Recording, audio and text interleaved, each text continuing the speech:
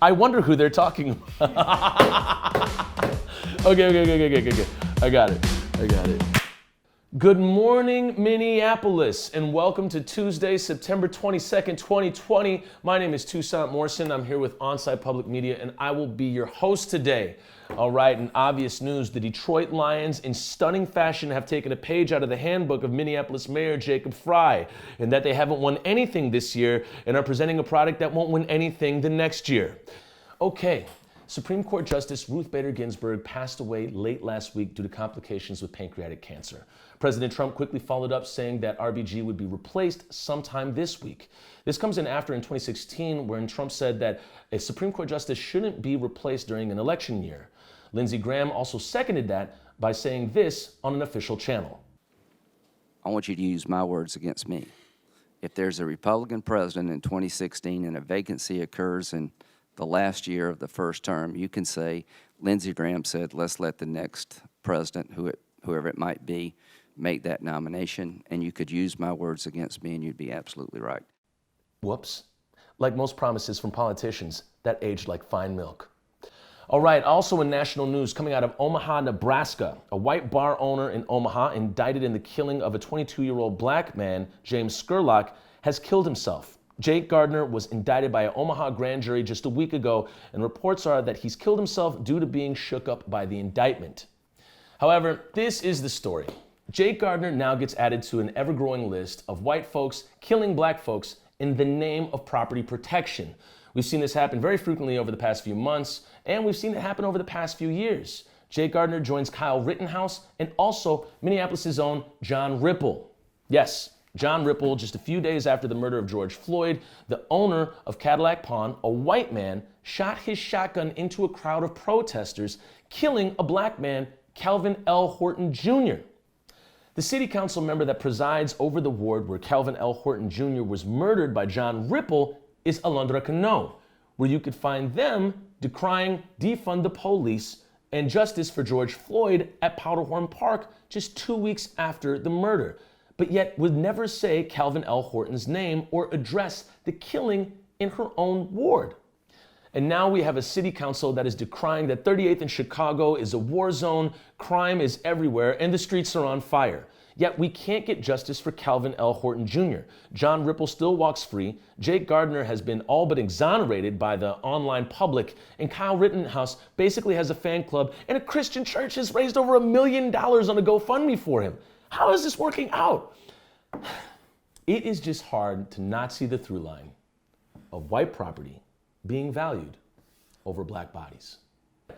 During the riots and the uprising in Minneapolis, we saw two businesses owned by people of color, Denord Distillery and Gandhi Mahal, both openly say that the movement is more important than their business. However, with folks like Jake Gardner, Kyle Rittenhouse, you can even go as far back as George Zimmerman, just being a non-black body, people were saying that standing their ground or protecting the property or defending their bar was more important than the black body that was near it. We want to know from you, what do you think about this through line that's been going on in the narrative that's been happening in this country very often, and that we're protecting white properties over black lives? What does that mean to you? Or we just way off base here and I don't know what I'm talking about. In the last video that I did about Kyle Rittenhouse, there was an instantaneous fan club that popped up to defend him, call him a patriot, and then also make a lot of remarks about Jacob Blake that I'd rather not say. Now I've got a punchline for that. That's just kind of a sad truth. Well, in the mention of property, today in Minneapolis, 10 landlords who own 43 legal entities that make up 2,240 rental units are looking to sue the city of Minneapolis over an ordinance that limits how far back a landlord can look into a tenant's criminal and eviction history. John Edwards of The Wedge Live writes, nationally, 30% of adults have an arrest or criminal record. That can make it much harder to find housing. And to the degree there are racial disparities in our criminal justice system, as of 2012, black people were arrested by Minneapolis police at 6.5 times the rate of the non-black population. This results in disparities in who is eligible for housing. The landlords write, applicants may be antisocial, unstable, dishonest, or disruptive tenants and pose a danger to other tenants and management or janitorial personnel's personal safety and quiet enjoyment of their premises. Gee, I wonder who they're talking about. Do they have a color chart for who's being disruptive? While the moratorium is still going on, October 1st is coming sooner. Remember, that's the date that Al Bangura and the gang plan to evict all tents and unhoused communities from the Minneapolis parks.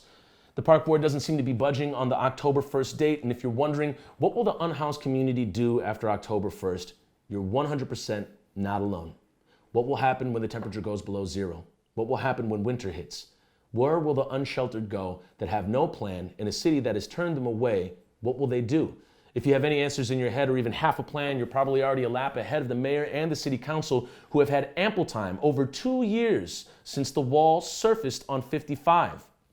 That being said, if you do have any answers or places people can go to support the unsheltered community, please put those in the comments below. As I said in other episodes before, if our leaders can't do it, we might as well as a community. So, as for calls for actions coming up this week, this Wednesday, 6 p.m. is a virtual town hall meeting for George Floyd Square. If you can't get the truth from the news or from any of your city council members, you might as well get it from the people at George Floyd Square. So the link for that is in the comments below, the description below. Also on Thursday, 4:30 p.m. at George Floyd Square, 38th in Chicago, there will be a youth debate for 2 or 3 of the 24 demands of the square. You can get all that information below as well. Also, today is the day. Baby's launched a website.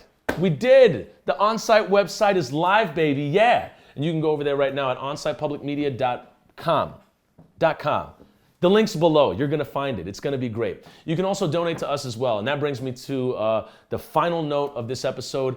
Thank you so gosh darn much. Thank you so much for helping us complete our GoFundMe. We can now buy all the equipment that we need to go into different communities and hold forums, interviews, and also turn over cameras to other folks so they can film in their communities and then have that content pop up on On-Site Public Media. Thank you so much for watching this episode. That's been it for Good Morning Minneapolis, On-Site Public Media. I'm your host, Toussaint Morrison. We'll see you in the next one. Our work is never done.